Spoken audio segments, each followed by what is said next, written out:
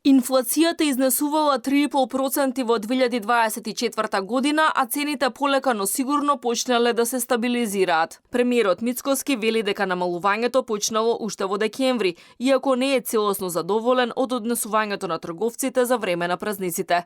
За сега државниот пазарен инспекторат ја следи ситуацијата, наместо да се замрзнат цените на основните прехранбени производи. Мицкоски вели дека не очекува подрастични промени, особено затоа што не поскапела струјата за да се зачува стандардот на граѓаните. Ние не ја зголемивме цената на електричната енергија, што представува голем и значаен инпут во финалниот производ и на крајот од денот во цените на производите што се во продавниците. Ниту пак цената на гасот, ниту на цената на електричната енергија, значи енергенците останаа на истото ниво кое што беа, за разлика од тој инпут кој што во еврозоната се зголеми до 15-20% во поедини држави. Мицкоски потенцира дека особено внимание ќе се посвети на реализација на капиталните инвестиции. Само овој месец се пушти во употреба експресниот пат Страцин-Крива Паланка. Ќе се вози и по првата делница од патот Градско Прилеп, а ќе финишира и пругата од Куманово до Белјаковце.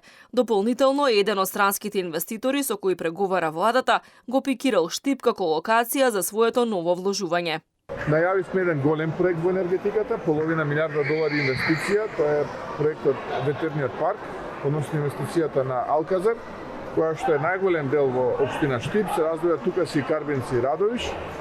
Мандатот го започнавме со изјава пред клиничката болница Штип, која што представува наш приоритет. Ке имаме уште една странска инвестиција која што очекуваме многу скоро да објави својата одлука и да биде тука во Штип. Во 2025-та се зголемува помошта за земјоделците. Сите категории, од тутунарите до оризарите, ќе бидат приоритет, вели премиерот. Директната финансиска помош се покачува на 120 милиони евра. Мицкоски, кој денеска присуствуваше на пуштање во употреба на клон од детска градинка и спортска сала во Штип, вели дека од првиот повик на владата е планирано во оваа општина да се изгради долго очекуваната обиколница со која ќе се поврзат двата влеза на градот. Следната година планирано е да се финансираат проекти во вредност од 6,5 милиони евра.